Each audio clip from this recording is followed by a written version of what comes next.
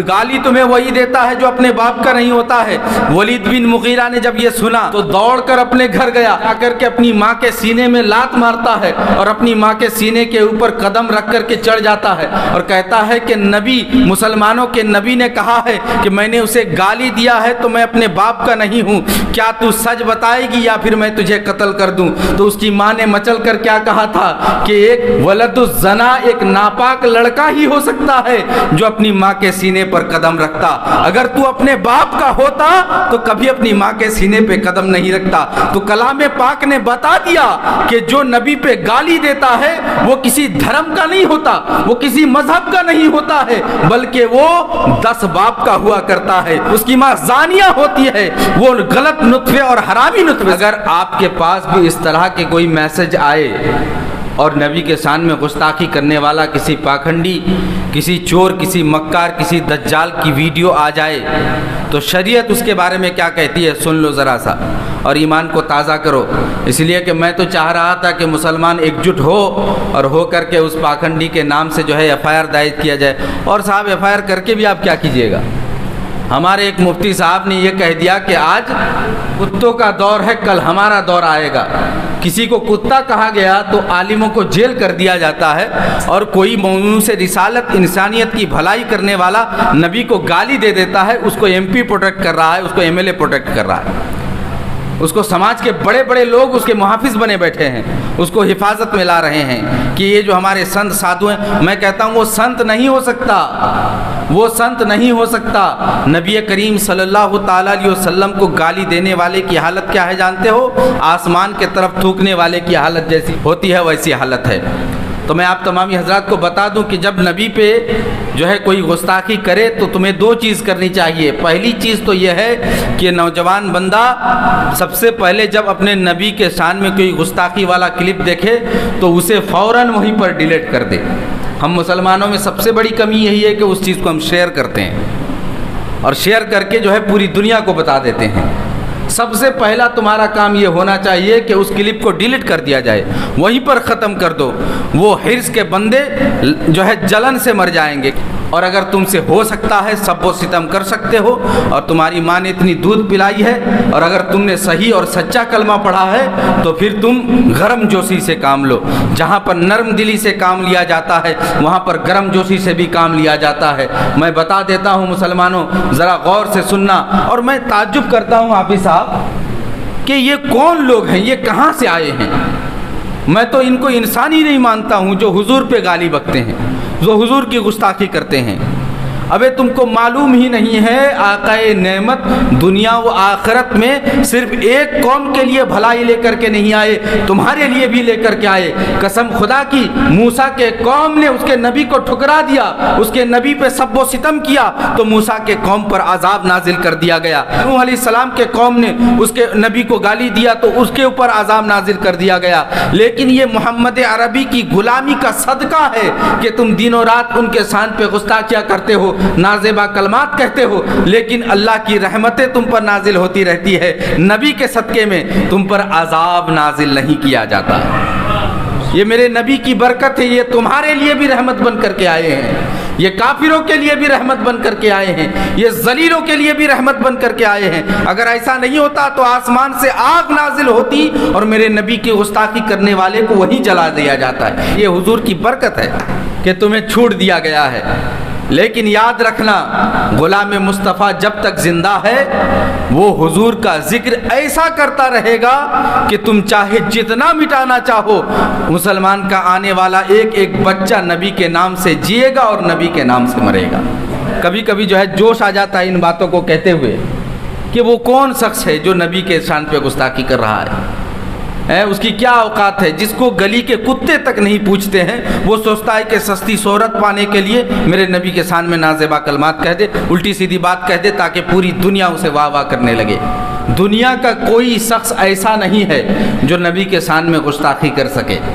नबी के शान में गुस्ताखी करता कौन है? आखिर नबी के शान में गुस्ताखी करता कौन है? तो मैं कहता हूँ नबी के शान में गैर मुस्लिम गुस्ताखी नहीं करते। हमारे हिंदू भाई नबी के शान में गुस्ताखी नहीं करते, मुसलमान भाई नबी के शान में गुस्ताखी नहीं करते, सिख भाई नबी के शान में गुस्ताखी नहीं करते। नबी के शान में गुस्ताखी और नबी को गाली वही देता है जिसका बाप एक नहीं होता है और जिसकी माँ नेक नहीं होती है। जिसका बाप एक नहीं होता है और जिसकी माँ नेक नहीं होती है। और ये मैं नहीं कहता हूँ, अल्लाह का कलाम कहता है, वतुल्लिम बादा ज़ालिका ज़नीम। जब नबी करीम सल्लल्लाहु ताला अलैहि वसल्लम को 14 सदी पहले एक शख्स ने गाली दिया जिसका नाम वलीद बिन मुगीरा था। वलीद बिन मुगीरा ने हुजूर को जब गाली दिया है, हुजूर के दिल में तकलीफ पहुंची है, तो आसमान से जिब्रील अमी उतर करके आ गए और नून और कलम की आयत मुबारका लेकर के आए, और जिसमें उस वलीद बिन मुगीरा के 10 ऐब गिनाए गए, 10 बुराइयों को गिनाया गया। उसने 10 बुराइयों को सुना, उसने कहा कि 9 बुराई तो हमारे अंदर है, लेकिन जो 10वां बुराई है, जो आखिरी बुराई 10वां बुराई है, वो बुराई क्या बुराई है जानते हैं? वो बुराई है कि कलाम पाक ने कहा कि महबूब तुम्हें घबराने की जरूरत नहीं है, तुम्हें गाली वही देता है जो अपने बाप का नहीं होता है। जरा मचल के कहो सुभान अल्लाह। तो गाली तुम्हें वही देता है जो अपने बाप का नहीं होता है।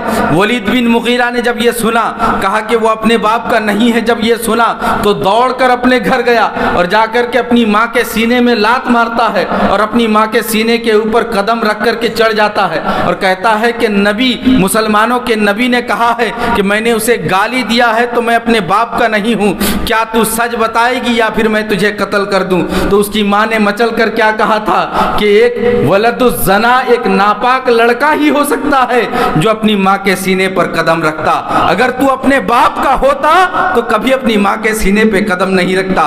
तो कलाम पाक ने बता दिया कि जो नबी पे गाली देता है वो किसी धर्म का नहीं होता, वो किसी मजहब का नहीं होता है, बल्कि वो 10 बाप का हुआ करता है। उसकी माँ जानिया होती है, वो गलत नुत्फे और हरामी नुत्फे से पैदा होता है।